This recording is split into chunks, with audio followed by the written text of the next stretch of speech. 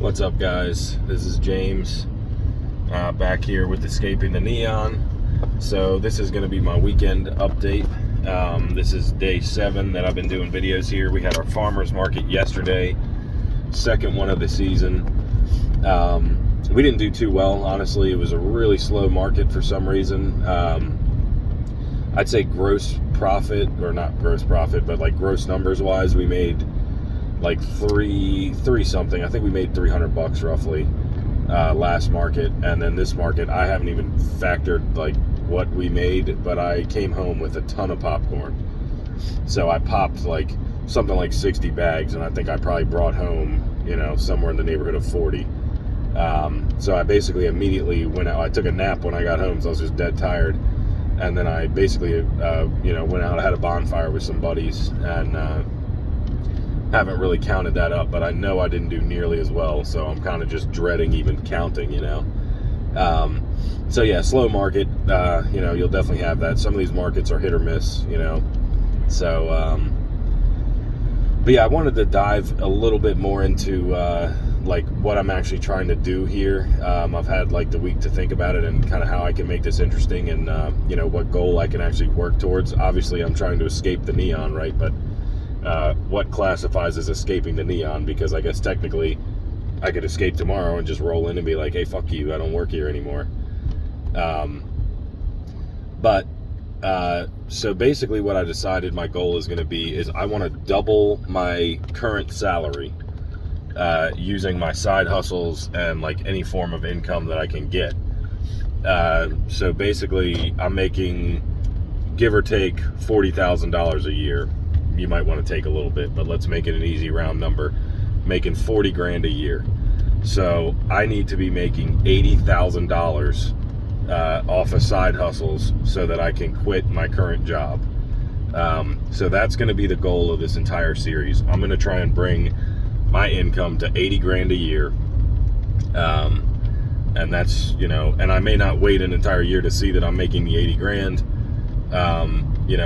If in a couple months the projection is for me to make 80 grand, I may escape, but we'll see. I'm going to kind of play that by ear, but I did want to kind of hammer down what the goal of this series is going to be. So I kind of have something to work towards. But anyway, so I'll tell you a little bit about what's going on today. I'm like definitely a little bit stressed. I feel great, but I'm a little stressed because there's so much going on. We got our lease agreement yesterday for the spot in Poolsville. And I'll run through real quick, what's going on there. So basically when this first started, we were going to rent the entire space. Then it turned out this is a large warehouse building. So then it turned out we were only going to rent 1/3 of the space because we just couldn't afford to put a farmer's market, or, basically we're calling it the Village Farm Market. We're going to have meat, eggs, produce, my popcorn, hopefully nuts and candy from the guy that I buy kernels from. I want to get that private labeled, so I'm working on that. But basically the long and short is we couldn't afford to rent the entire space, so we realized, we're just going to be able to rent 1/3 of this building, which is okay because the building is actually 3 different addresses. So we're okay there. But it was, it took a while for us to finally get there. Then he did a whole back and forth, tried to get a bunch of other tenants in there, tried to get a bunch of other businesses, really never nailed anybody down. And another reason for that is he has an antique store, and he's using that warehouse basically as storage for all of his stuff right now. So he really hasn't been able to lease it, but he's been trying to find people to lease these spaces once he clears it out, right? Sorry, my allergies are killing me today too. But anyway, so then what I did was I came back to him and I said, why don't you just let us be on a master lease agreement and we'll sublet to other businesses? I know I've mentioned this before. But basically we got that lease agreement, and it seems like he didn't really put much effort in. I think he gave us, I think he gave us basically the same lease agreement that he had with his previous tenants and just changed the name. Because I just don't think that he put the time in to make us, the proper lease agreement. So at this point, it's kind of on us to he basically sent us his ideal lease agreement, best case scenario, and I think he's kind of hoping, like, here's some people who know nothing about business, have never owned a store or anything like that. They're really excited to get into this space. Let's see if I can send them this lease agreement and get them to just go ahead and sign this and be good. You know, it would be absolutely great for him. Hold on here. Okay, sorry. But yeah, so I think he really sent us his best case scenario and like really what he's looking for in a lease agreement. So what I said to my business partner was, me and you just need to come up with our own lease agreement, send back our absolutely ideal best case scenario, and then we're going to have to concede some things that would be great to have, but we're probably realistically not going to get. And he's going to have to concede some things that would be great for him to have, but realistically he's probably not going to get. Or, you know, I'm not willing to give him, basically. For example, like, and I'm not too familiar with commercial leases, but here's an example. Like, in this lease agreement, he has in there that we're responsible for property taxes and general maintenance of the building. And so he even has included in there, like, the roofs, the sidewalks, the driveway. To me, why would I not just buy a building if I'm responsible for property taxes and maintenance of the building and all this and that? Doesn't make sense to me, and I'm not really too familiar with commercial leases. Obviously, this is my first rodeo doing anything like this, but it doesn't really pass the smell test to me. It doesn't seem, that doesn't make sense. I thought the whole point of like leasing a building was that, you know, you factor in the cost of your property taxes when you lease to tenants. So it doesn't make sense to me, and I don't really understand it. So I'm gonna have to go. We're gonna have to get an attorney. We're gonna have to pay probably a good bit of money. And we're gonna have to get an attorney to take a look at this and argue our side, and hopefully we can come to an agreement. You know, he's willing to have us in there April 1st, but of course he wants us to sign this lease agreement, which, another thing, it's a month-to-month lease agreement. So he's got the opportunity to just completely, you know, as we set up our business, which is probably going to take 2 months realistically to get going and ever make $1 at that space.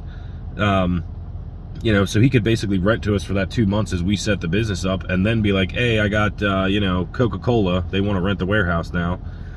And if we're on a month-to-month lease, boom, we just dropped $4,000 out the window to try and play business. So, you know, so that would be a very risky deal. So we're going to have to change that deal for sure.